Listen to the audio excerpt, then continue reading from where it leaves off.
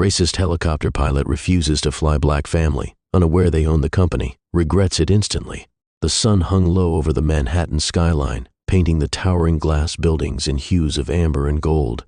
At the helipad on the rooftop of Blackwell Aviation, the rhythmic hum of spinning rotors filled the air as a sleek black helicopter sat ready for takeoff.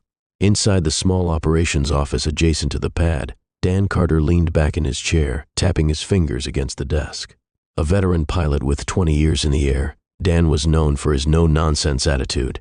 He had flown CEOs, celebrities, and high-profile clients, but one thing never changed. He called the shots in his cockpit. The intercom buzzed. "Dan, your 3 o'clock just checked in," the receptionist Lisa announced. "Luxury tour over the city. VIPs." Dan grunted, glancing at the itinerary on the screen. No names, just a generic private client booking. "Tell them I'll be out in a minute," he muttered. He grabbed his aviator sunglasses, adjusting them as he walked out to the helipad. The New York air was thick with the promise of summer, warm and heavy. Standing near the helicopter was a well-dressed black family, a man in his late 40s with a confident posture, a woman in a flowing emerald green dress, and a teenage girl, maybe 16, with curly hair pulled into a neat bun. They exuded class, wealth, and something else Dan couldn't quite place. His lips pressed into a thin line. "Afternoon, folks," he said, voice clipped. "You ready to board?" The man, who introduced himself as Marcus, smiled warmly. "Absolutely. My wife Naomi and our daughter Ava have been looking forward to this." Dan nodded but didn't return the smile.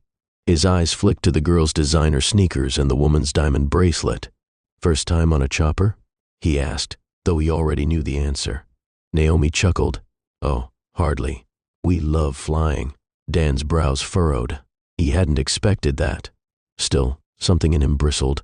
He had flown all kinds of people, but in his mind, helicopters were a luxury not meant for just anyone. He masked his discomfort with professionalism. "Well, let's get you strapped in." As he stepped toward the helicopter, he hesitated. A thought crept into his mind, one he knew was wrong but couldn't shake. What if they weren't supposed to be here? Actually, he started, rubbing his chin. "I just remembered we've got a maintenance issue. Can't take off right now." Marcus frowned. "That's odd. Your team just confirmed the flight a few minutes ago." "Yeah, well, these things happen," Dan said, shrugging. "Can't risk safety."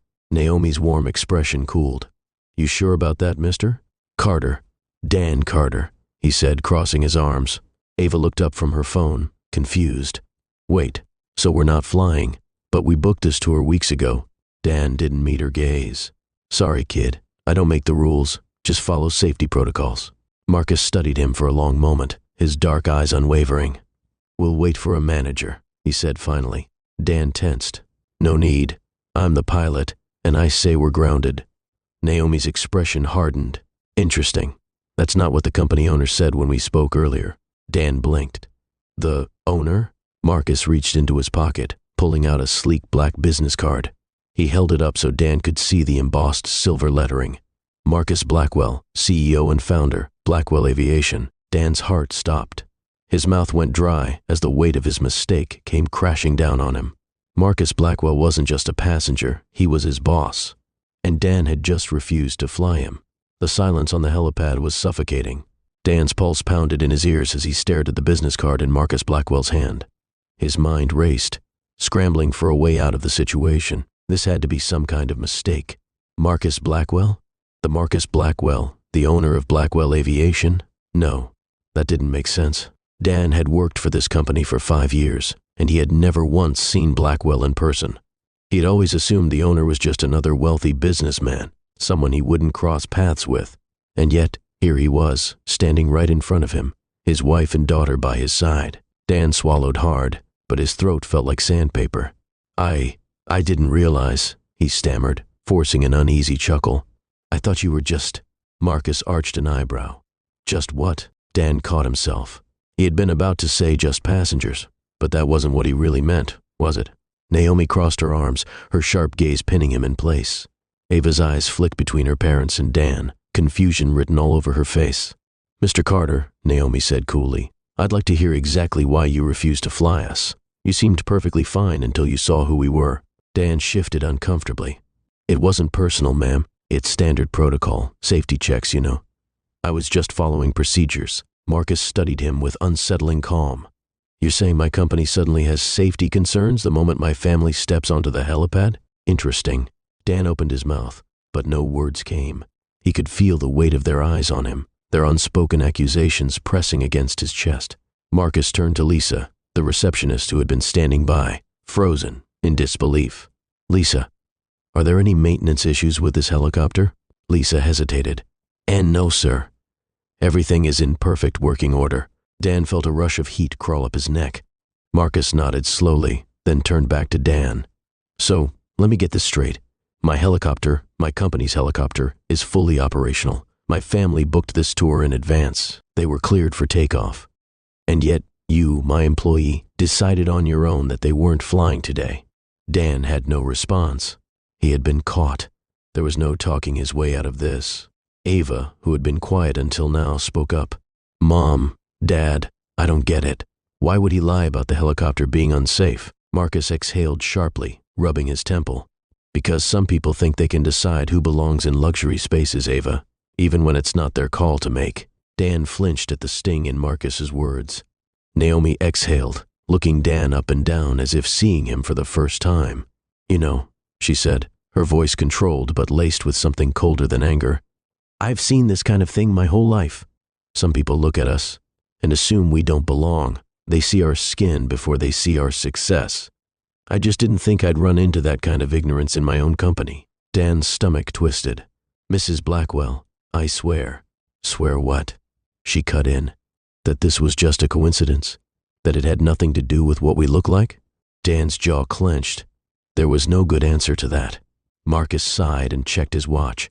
We're already behind schedule. Either you're flying us or I'll find a pilot who will. Dan felt cornered. If he refused, it would be an outright admission of his bias. If he agreed, he would have to sit in that cockpit with the same people he had just tried to push away. His hands clenched into fists. His pride screamed at him to walk away, but his career was on the line. Of course, he muttered. Let's get you in the air. Marcus nodded but said nothing else. Dan turned, heading toward the helicopter. His hands felt clammy as he powered up the controls, the familiar motions now feeling foreign under the weight of his mistake. Marcus helped Naomi and Ava into their seats, buckling them in before climbing in himself. Dan kept his focus on the instruments, avoiding their eyes. As the blades whirred to life, he went through his usual checklist. Though his mind was spinning, the takeoff was smooth, and soon they were soaring above the glittering skyline of New York City. Normally, Dan would have given a tour guide-style narration, pointing out landmarks and sharing interesting facts. But today, the silence in the cockpit was unbearable. Finally, Marcus spoke. You know, Dan, he said, his voice steady, I don't hire people to uphold their personal biases. I hire them to do their jobs. Dan kept his eyes on the horizon. I was doing my job. No, Marcus said.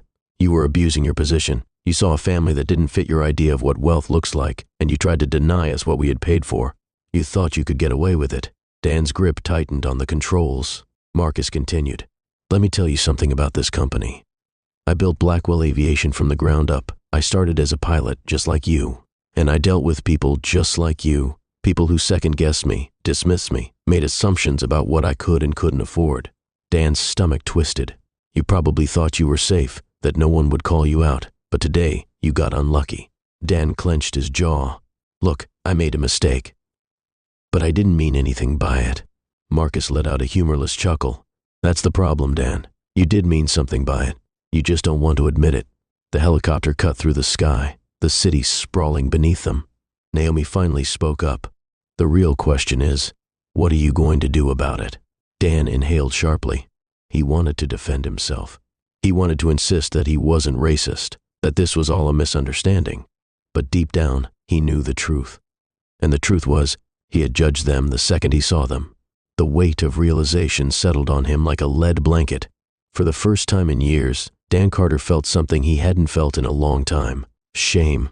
As he guided the helicopter toward their final destination, a sick feeling twisted in his gut. This wasn't just another flight. This was his reckoning. The rhythmic thump of the helicopter's rotors filled the cabin, but the silence inside was heavier than the air outside. Dan kept his eyes locked on the horizon, his hands steady on the controls, but his mind was a hurricane. Marcus's words still echoed in his head. You did mean something by it. You just don't want to admit it. Dan had spent his whole career believing he was a professional, that he treated all passengers the same. But deep down, he knew that wasn't true. The way he had looked at Marcus and his family, the instinctive decision he had made to turn them away, it hadn't come from nowhere. It had come from him. And now, he had to sit here, flying these same people, knowing they saw right through him. Marcus leaned back in his seat, his expression unreadable as he gazed out at the city below. Naomi and Ava sat quietly, both looking out the window, the tension still thick between them. Finally, Ava spoke. Dad? Marcus turned his head slightly. Yes, sweetheart. Are you gonna fire him? Dan's stomach dropped. The bluntness of her question hit him like a punch to the gut. Marcus didn't answer right away. Instead, he exhaled slowly, his fingers tapping lightly against the armrest. I don't know yet, he said finally. That depends. Dan's grip on the stick tightened. Depends on what? He asked before he could stop himself. Marcus turned his gaze toward him, his expression calm but firm. Depends on whether you actually get what happened today. Dan bit the inside of his cheek. He wanted to snap back, to defend himself, to say that this was all a misunderstanding. But something stopped him. A part of him, the part that had spent the last 20 years convinced he was one of the good guys, was starting to unravel. Marcus sighed. You know, I wasn't always the man sitting in the back of this chopper. Dan glanced at him through the rearview mirror. I was a pilot just like you, Marcus continued. Worked my way up. I had to fight for every opportunity. And I can't tell you how many times I got shut down, ignored, dismissed, disrespected, all by people who thought they could decide where I did and didn't belong. Dan swallowed hard. You're not the first guy to look at me like I don't belong here, Marcus said. And I doubt you'll be the last. Dan's hands felt clammy against the controls. He wanted to say something, anything to change the direction of the conversation. But what could he say? I didn't mean to. I'm not a bad guy. It wasn't personal. Every excuse that crossed his mind sounded hollow. Marcus studied him for a long moment. Tell me something, Dan. If you hadn't seen my last name on that business card, would we still be sitting here? Dan hesitated. Would he have reconsidered? Or would he have doubled down? The ugly truth sat heavy in his chest. No, he admitted, his voice barely above a whisper. Naomi scoffed. At least he's honest. Marcus didn't react right away. He just exhaled, shaking his head slightly. That's the problem, Dan. You weren't afraid to lose your job when you denied us a flight. You were only afraid when you realized who you were denying. Dan's stomach churned. For years, he had convinced himself that he treated everyone fairly. But the moment the power dynamics had shifted, the moment he realized Marcus wasn't just another passenger, his entire attitude had changed. And that wasn't professionalism. That was privilege. Dan felt a bead of sweat roll down his temple. Look, he muttered, I get it, okay? I screwed up. Naomi crossed her arms. And what exactly did you screw up? Dan hesitated. Admitting it felt like walking a tightrope without a net. But maybe, just maybe, this was the moment where he had to fall. I assumed you weren't supposed to be here, he finally said. I saw you and I judged.